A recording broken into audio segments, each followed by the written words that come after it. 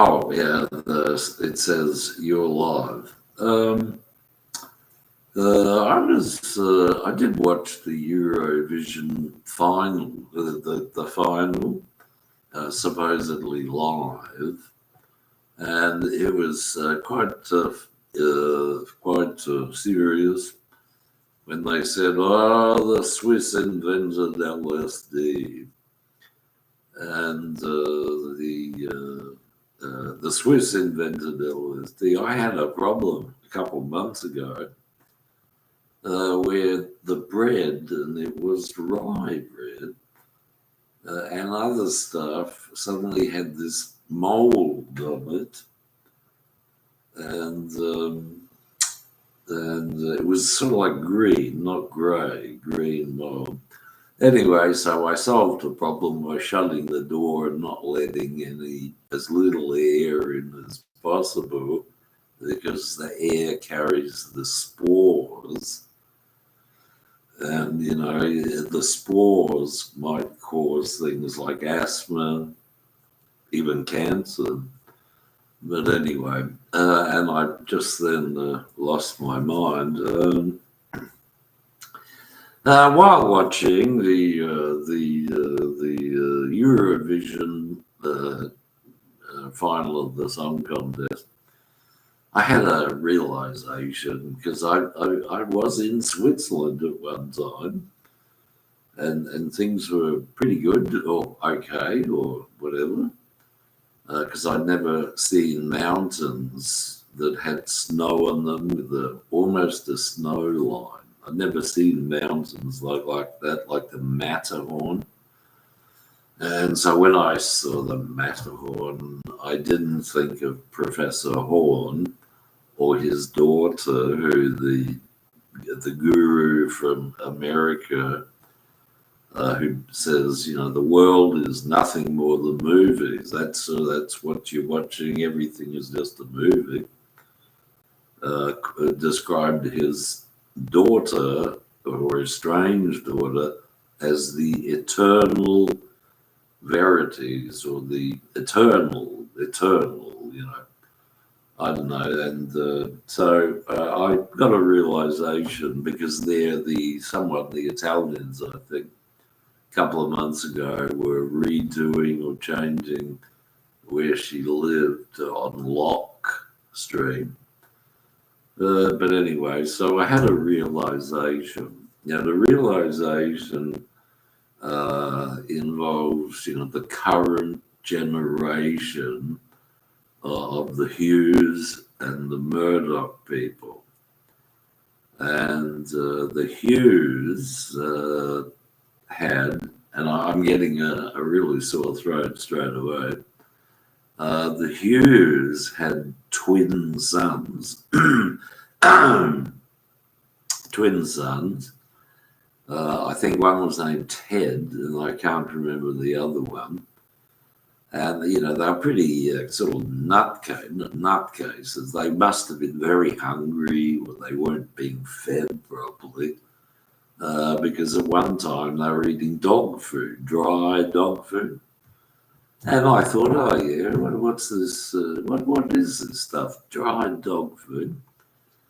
And gave it a try, but the Seventh-day Adventists came along. They had a factory in St. Peter's called Sanatorium or Sanitarium, and they produced dry, what's it called, some kind of protein that you had to saturate with water. And then what do you do with it? I don't know. I don't know how to cook or anything.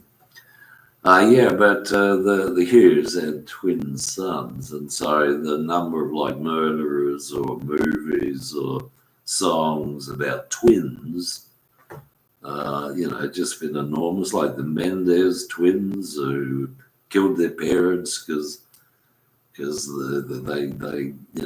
they're twins, and twins don't think alike, and they're not in communication with each other through any means at all other than verbal. Oh, and then there was all sorts of things like ELO, that guy from Britain, who says, "I'm the king of the universe," talking about the star sign of the twins. And then there's the Twin Towers, and they're building Twin Towers here. And what else? Twins. I had, my uncle had twins, but they were a boy and a girl. A boy and a girl. And the boy was quite, liked fighting is the problem. Well, not the problem, because I'm smaller. I was smaller than him because I was premature. But the Hughes, they had two sons. And how did I meet them? I don't know. One day they asked me, their parents asked me, "Would you like to go for a ride in our Rolls Royce?" And I said, "No, not really." "Oh, okay, right, yeah, anything you say." And so we went for a ride in their Rolls Royce. It was a brown Rolls Royce. The funny thing is, it's still drive. They can still drive it. So those Rolls Royces are made to last. But then what happened was we were not in the Rolls. We were in just a station wagon, eating dog food, dried dog food, and a tramp came along, and a tramp came along, and he's just like the cover of that UK magazine. I mean that UK LP by that UK guy named after the man who invented the stump jump plough. And the stump jump plough was part of the JFK 1963 assassination plot conspiracy. And so the tramp came along. Oh, he looked just like Maharishi Mahesh Yogi. And he had long hair, and he's wearing an overcoat, an army overcoat or an overcoat. And I think I've said this before, but I do like to repeat myself. Came along and stuck his head against the window to see, what are these boys doing? And the twins, cowered back. And I was just, sitting watching this tramp. Sitting there, and he scared them, sort of, or they were afraid of it. Well, they didn't want to get contaminated. He probably had polio or some disease that can spread through the air or just by looking at them. And there was snot running down his nose, and didn't have a handkerchief and anything else. And so Mrs. Hughes, comes along out of there, and the office of the Hughes then was next door to something called Toad's Hall. And toads are a magical thing, and apparently if you want to give somebody a wart or some kind of magic spell, you touch their body with the toad. Later, and then there was the US Army War Surplus Store, which was pretty good because you could buy lots of stuff, except for shoes, maybe, and really, things like spades and just Army surplus stuff. But then Mrs. Hughes came out, and I think she had white hair or had been to the hairdresser, and so her hair was, white, sort of styled. And she saw the tramp, and she saw her sons were cowering back. And they weren't just looking at him; they were eating dog food and dry dog food. And she said, "Shoo, go away, shoo."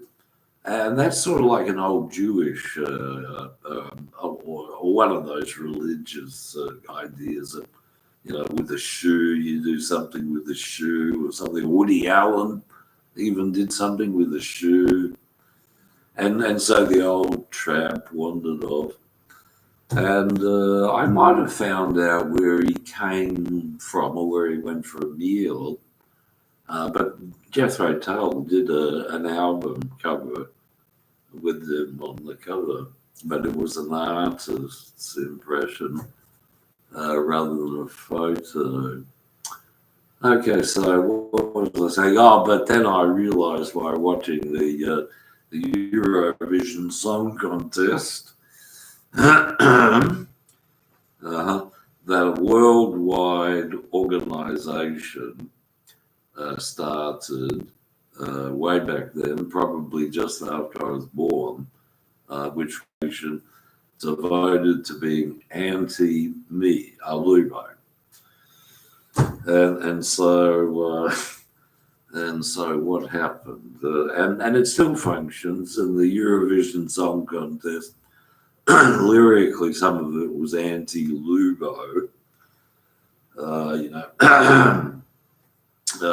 anti-Lubo. It was quite enjoyable though, because I was thinking of giving a book to a place that used to be a motel, and where I live now, there's a lot of shower scenes from Psycho, the movie Psycho. And I'm going to have to take a bath after I finish this, and the bath isn't big enough to spread your wings, to spread your feet. Just to carry on, I went to a place, I was driving down the lane, and I noticed that the awning, the front of the building, that the guy whose boarder gave me that Moody Blues tape, which somebody stole in the last 2 years, 3 years. What was I saying? The Moody Blues. Apparently he owns. Anyway, I was driving down the lane and I noticed that the front of the building, the awning, was gone, and they had done the same thing. I visited a lawyer, and she was soon gone, drowned. I went to another lawyer, and they smashed the awning down. Another solicitor, they call them, smashed the front awning down, and of course they moved out. But the point was that there was something rational going on, something positive, something that made sense. It was meaningful. The awning had been brought down because the inside of the building apparently, seemingly, is being reconfigured or built again or slightly restored or something. And when it's finished, and it could take 5 years, it could be livable. But what was that girl's name? Her name was Beverly, I think. But the problem with the girl, I saw him the other day, and I think he was with his daughter from Beverly, and she looked so thin and small, but so thin. And that reminded me of Julie Ivy, or Julie, whatever her name is, who was just so thin that people called her Julie Auschwitz, as if she'd been in a concentration camp somewhere, and, I don't know, just so thin. But what was I thinking? Yes, so that's over. It might be that the people who are doing what they're doing, when I saw the guy the first time, he didn't have his daughter here. He had something to do with the next door neighbour property. Someone came in and took that Moody Blues tape. And what the Labor Party did, what the party did with the Labor Party did with the Moody Blues tape, 1977, 78, was use the song, or was it a Moody Blues tape? Yeah, Moody Blues tape, use it for number plates in interstate in Victoria. as the Garden State, because one of the songs was In the Garden, whereas Canned Heat changed that or started it with, In the Garden, Davida sort of thing. Well, anyway, they removed that. But I realise there's an anti-Luo movement. And if it starts with anyone, it's the Hughes and Murdoch, because when the nation started in 1900 officially, a different Hughes and a different Murdoch, proclaimed a nation as Australia, and all that. So if there is, and it does appear to be true, that there is an anti-Lubo movement worldwide, even in Russia, USSR, America too, India too, even China as well. It's happening everywhere. And so the Eurovision Song Contest was really funny. I quite liked what was going on, but they were part of the anti-Lubo movement. And what can you expect is all I can say. All right, well, that's about all I want. So just remember that there is an anti-Lubo movement. How did I help the other parts of the brotherhood? You see, I had a brother, but we aren't twins, and we got nothing to do with South Africa. And any time I had anything to do with the South African, it's totally nuts, totally crazy. Like one of them became the student union president nationwide. And her introduction of herself was, "Oh, my uncle's the state education minister." And if you looked at her fingers were all deformed and her toes were all deformed. And I had the same experience with that girl called Jackie, fingers were all deformed and all the rest. And so what they did in America, the anti-Lubo movement, is get some patsy to have a wife named Jackie, and then get her to be Aristotle Onassis's wife, and then go to New York and edit books. And that's the thing about the anti-Lubo movement. Like they're just anti me. The guy upstairs, the guy who's number 2, who may be doing all of the stuff, he was part of the anti-Lubo movement. If anything, because these places were built by, if anything, he's one of the Hughes clones, the Hughes, the Twin Tower clones, that sort of thing. Anyway, have I got anything else to add to it?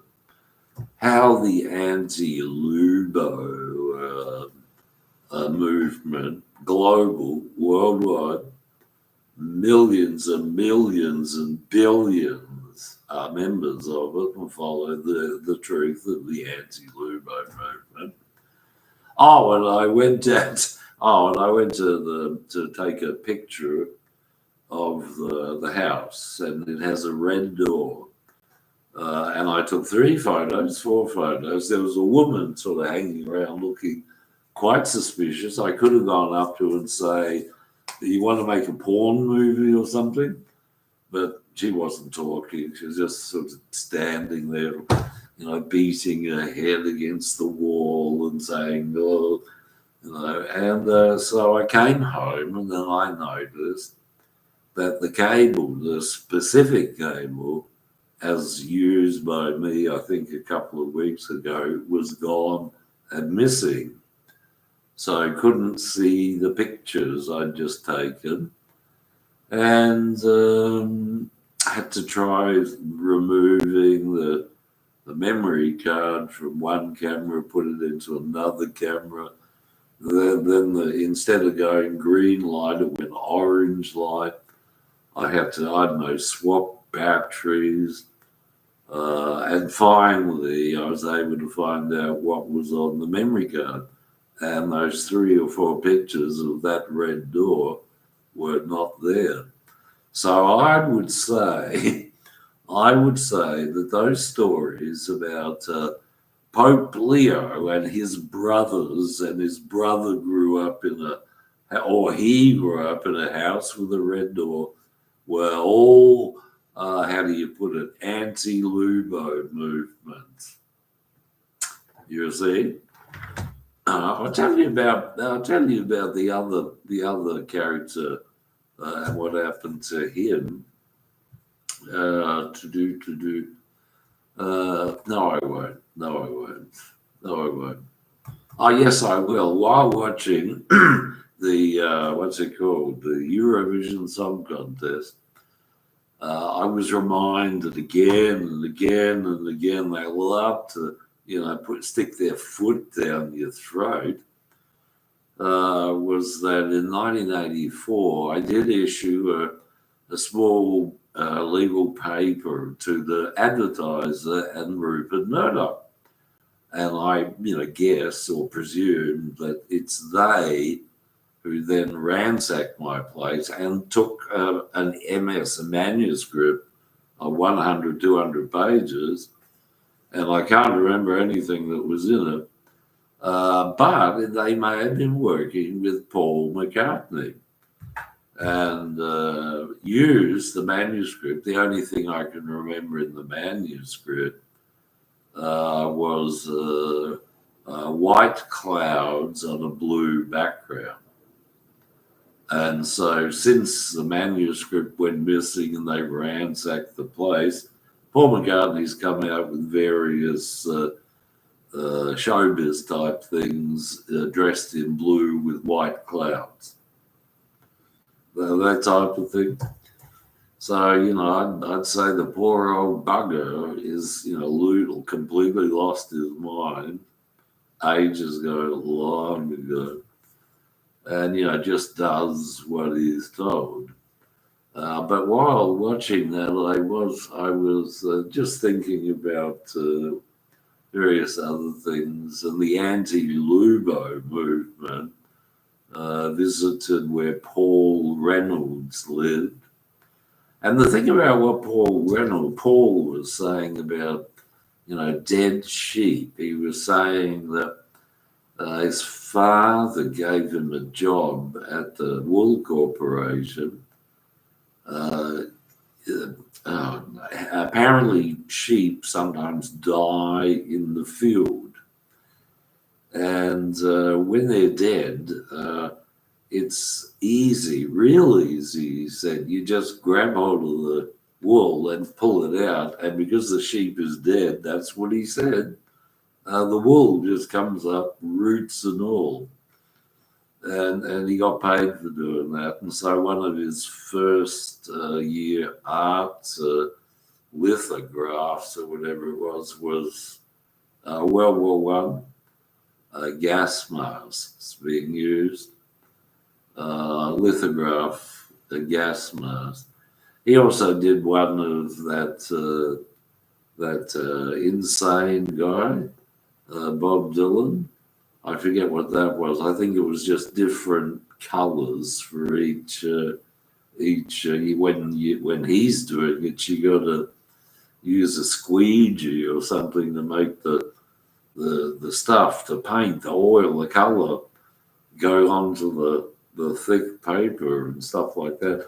I framed his pictures. I framed his pictures, hung them on my wall.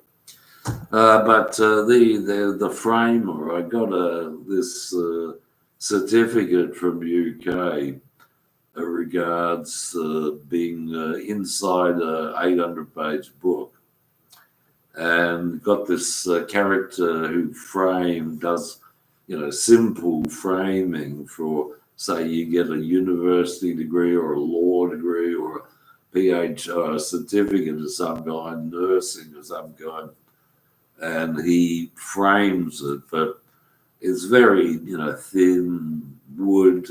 It's very nicely done.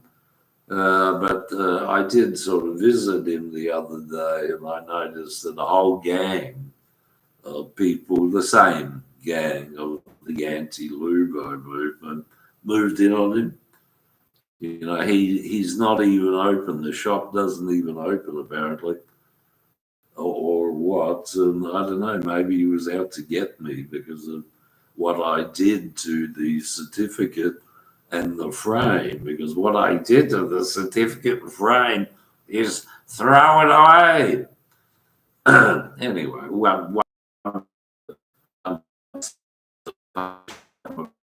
all I can think of.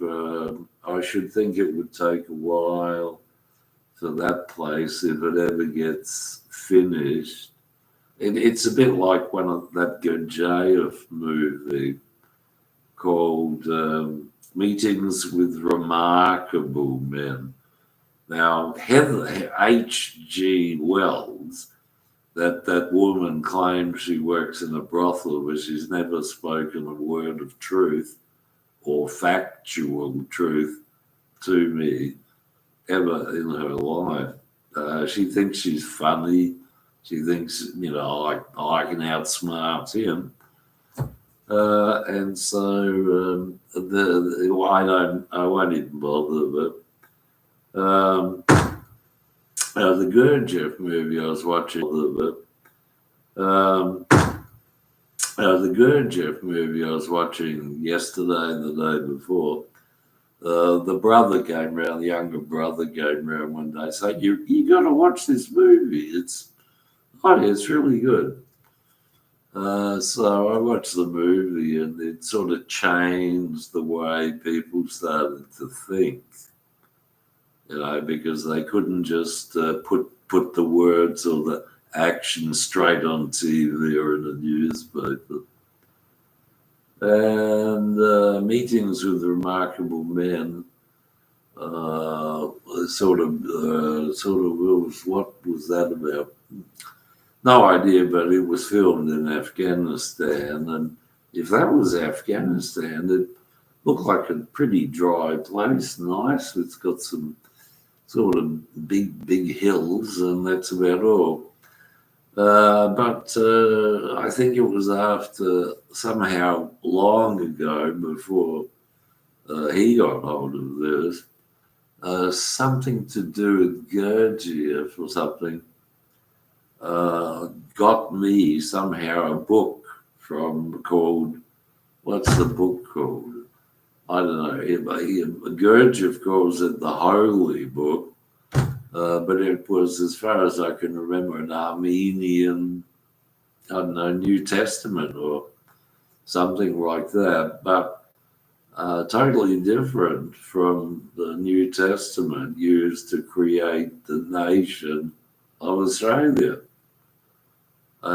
To repeat what I was thinking, there was no "I come as a thief" in the Holy Book from Armenia that I picked up, but somebody stole that too.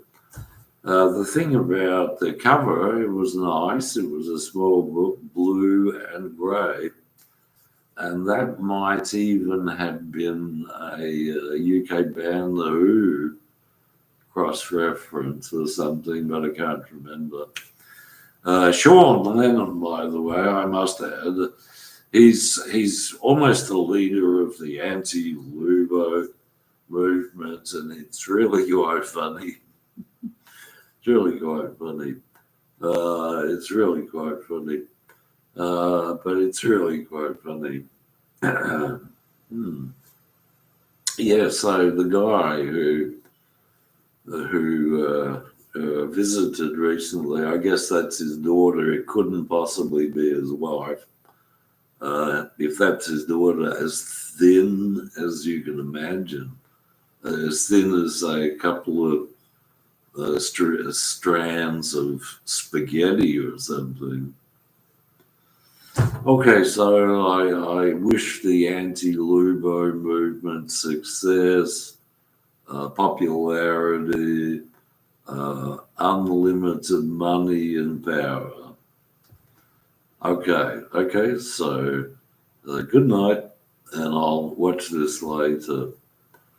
Tra la la. Oh, okay, just to add in, just to, sort of get yourself thinking. Part of what they were doing back with then was in the 60s, the area where brother and me lived had like the Jasper Motel, so that was Casper Weinberger, and it had other things as well. There was an old folks place there, the Hyde Park old folks place. It had Woodhurst Avenue, so they used that to kidnap Patty Woodhurst. What else? That sort of stuff.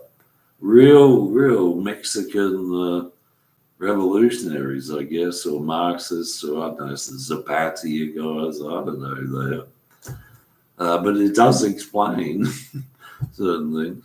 There was Royal Avenue. It was actually, as far as I remember, it was just a short street next to where that old couple lived and all the rest of it. And then I never walked there or anything. I just took note of it, saying, "Oh yeah, Royale Avenue, spelt with an E, I think it was, as in ale." And so what the bad guys did, or what the good guys, or what the anti-Lubo movement guys did, is create a movie called Casino Royale. And it is possible they were working for or with the party which was in government, so that they could come up with the idea eventually to build a casino or have a casino, that sort of thing. All right, well, anyway, good night and goodbye. I hope you have a good sleep. Let's see, anything else?